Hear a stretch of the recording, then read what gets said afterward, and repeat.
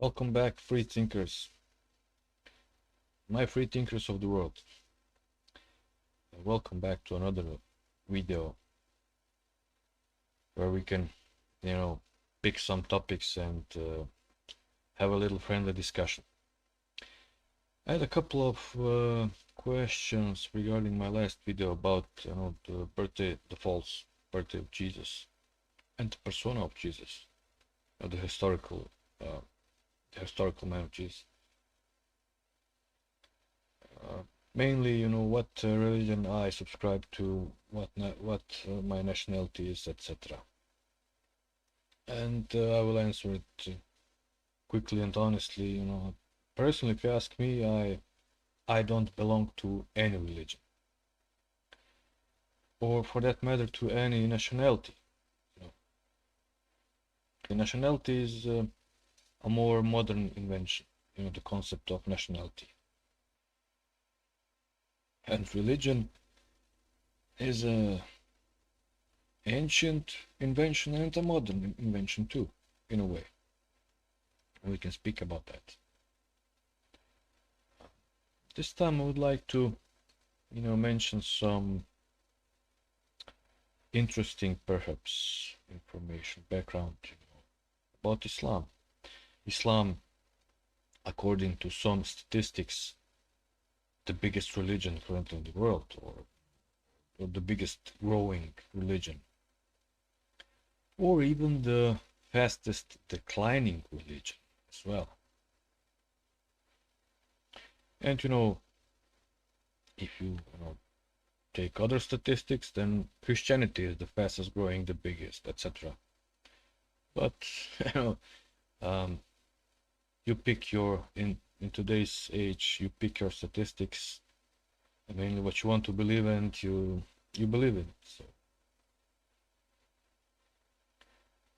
but if you dig a little deeper, read some articles, do some research, or even watch some videos, you will find that many Islamic scholars are actually concerned about youth leaving religion, and you can check that all for yourself. Do a couple of Google searches, and you will get all the information.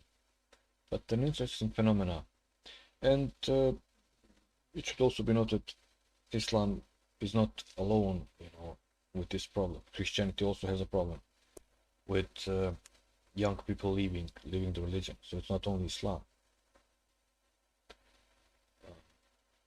But interesting part here is that many of these scholars were caught,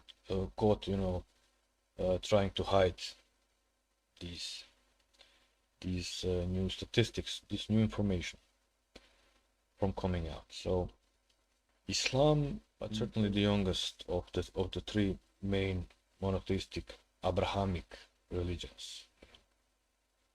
Of course, the first one being Judaism, and then the European reinterpretation of Judaism, Christianity.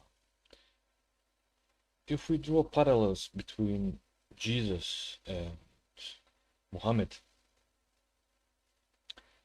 the problem was that if we leave out the Islamic literature, the Hadith and the Quran, etc., the historical person of Muhammad is not very well documented. For example, as Jesus is. And I'm not, talking about religious aspect here. I'm not telling, I'm not talking about which one is right and which one is wrong. I'm just trying to list some historical facts, and the historical facts are that Jesus is much better documented, and there is much more evidence that Jesus was actually a real person. I'm not saying Muhammad was not a real person. That's not what I'm saying. I'm saying that there is much more evidence, much more aside from the Bible. We have Roman historians, writing about Jesus and so on. Now, the interesting thing about Muhammad And Muhammad, was of course an Arab. His tribe was the Qurayshi. In pre-Islamic Arabia, Arabs used to believe in many gods, similar to the Greeks, similar to the Romans. Basically every major tribe had their own god, and so Muhammad's tribe also had their own main deity, chief deity. It was the god of the moon. Um, According to some sources, the name of the deity was Hubal, and a variation, on the name of Baal, the Canaanite deity of Baal. Why Canaanite? Because both the Jews and the Arabs are actually descending. They're genetically the same, basically. They're Semites.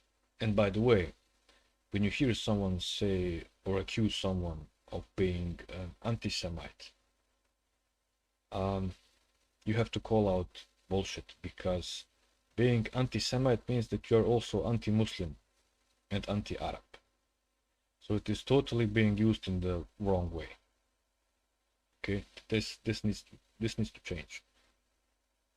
So both Jews and Arabs are Semites. Their languages are very much, they're called the Semitic languages for a reason. They share the same root. So I digress. Now, not all sources say the same. Some other sources dispute that, but just, so you have a quick overview of the possible, hypothesis, which may be true. So this moon deity was the chief deity of Muhammad's tribe. I don't want to imply anything, any new big ideas, but it's interesting to note. So we are free thinkers here, and we have the right, to think for ourselves and to notice some patterns, to notice some interesting,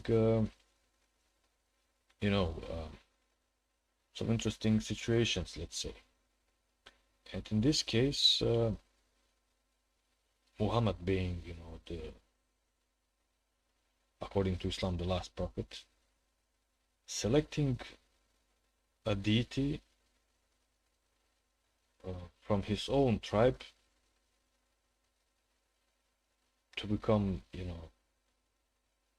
the main god, and also have the symbol of that religion, a crescent moon. You just wonder. And again, I'm not concluding anything yet. You will have to conclude for yourselves. I'm just giving you some overview.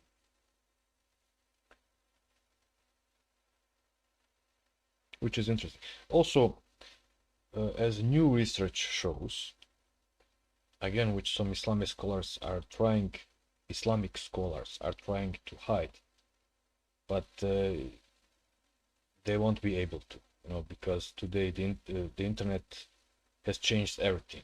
Information is spreading like wildfire. And personally, I think the more we know, the better it is. The truth will always come out. It's just a matter of time. But everybody wins when the truth is coming out.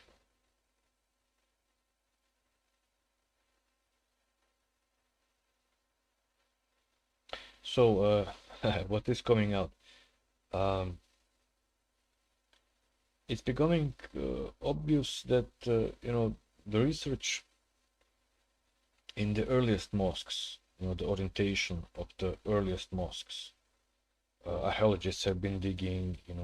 There has been some serious research on this topic, and the topic being the orientation for the prayers, where Muslims have turned to when they were performing their prayers. It turns out that the earliest mosques were not oriented towards today's Mecca. And again, I will not go into much detail here. All this can be, you can check that out for yourselves. Everything is available on it, but I will, mention it quickly, briefly. So it turns out the earliest mosques were not facing towards today's Mecca. The earliest ones were actually facing towards Petra, which is very interesting. Later ons were actually facing, in various different directions, including Jerusalem. And as the time progressed more onwards, the newer ones were actually facing to today's Mecca.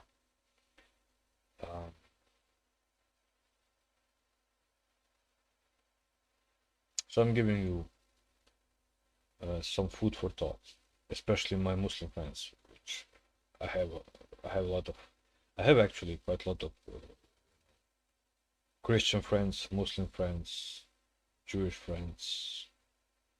We have a mix, a lot of different people. That's it for a quick recap. Maybe next time we can have a quick overview of Judaism. Why not? Yeah, that's it. We can do that.